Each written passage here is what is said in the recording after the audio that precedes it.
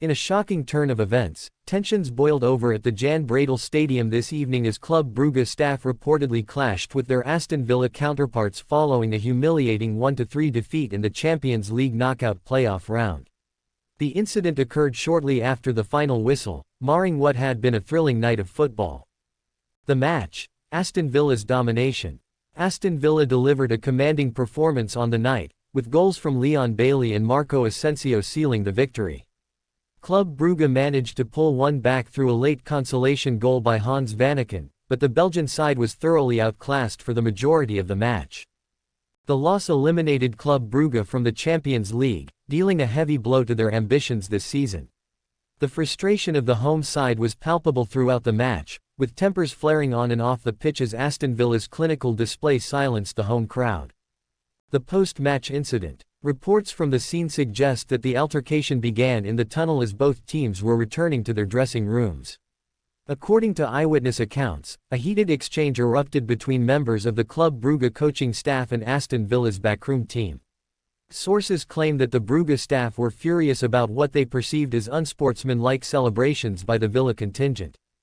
The argument quickly escalated into a physical confrontation, with security and players from both teams stepping in to defuse the situation.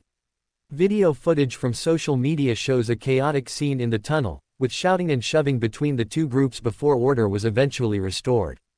Reactions from both camps. Neither club has issued an official statement regarding the altercation at the time of writing, but Aston Villa manager Unai Emery briefly addressed the incident during his post-match press conference. "What happened in the tunnel was disappointing. We came here to play football and compete at the highest level, not to get involved in anything like this. I'm proud of my team's performance, and I think that's where the focus should stay." Club Brugge's manager, Ronny Deila, refused to comment on the alleged altercation, instead lamenting his team's poor performance. "We didn't play at the level required tonight. Aston Villa were the better team, but we need to keep our heads and focus on improving." UEFA to investigate. The incident has already drawn the attention of UEFA, which is expected to launch an investigation into the matter. Such behavior is likely to result in disciplinary action for those involved, with fines or suspensions potentially on the table for both clubs, depending on the findings.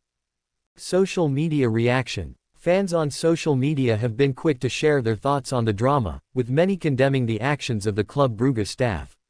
Aston Villa supporters celebrated their team's victory but expressed disappointment over how the night ended. One fan tweeted, "Great win for Villa, but it's sad to see things get so ugly after the match. Let's keep it about the football." Another wrote, "Club Brugge losing with dignity. Never heard of it. Embarrassing behavior." What's next for both teams? For Aston Villa, the victory marks an important step in their European journey, as they advance to the next stage of the Champions League. The team's confidence will undoubtedly be boosted as they continue to impress under Emery's leadership. On the other hand, Club Brugge faces an uphill battle to recover from this setback. With their European hopes dashed, they must now refocus on their domestic league campaign and address the issues that led to tonight's disappointing result and subsequent altercation. Conclusion. While Aston Villa celebrated a well-earned victory, the post-match altercation cast a shadow over an otherwise memorable evening. Fans and pundits alike will be watching closely as UEFA investigates the incident, with both clubs likely to face consequences for the unsavory scenes in the tunnel.